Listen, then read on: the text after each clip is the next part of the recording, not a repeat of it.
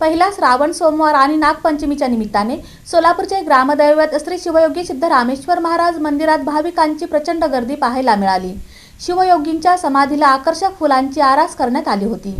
पहिला श्रावण सोमवार आणि नागपंचमीच्या निमित्ताने सोलापूरचे ग्रामदैवत श्री शिवयोगी सिद्धरामेश्वर महाराज मंदिरात पहाटेपासून भाविकांची मोठी गर्दी उसळली। आंध्र प्रदेश, कर्नाटक सह महाराष्ट्रातील विविध भागातून हजारो भाविक दर्शनासाठी दाखल झाले। यंदा श्री सिद्धरामेश्वर महाराजांच्या समाधीला 9 क्विंटल फुलांची भव्य आरास करण्यात आली असून समाधीवरील मेघडंबरीवर आकर्षक नागदेवतेची फुलांची सजावट साकारण्यात आली आहे। या सजावटीसाठी कर्नाटकातून विशेष फुले मागवण्यात आली असून जवळपास 15 कामगारांनी ही आकर्षक आरास साकारली। मंदिरात पहाटेपासून अभिषेक, पूजा अर्चा व धार्मिक विधी पार पडले।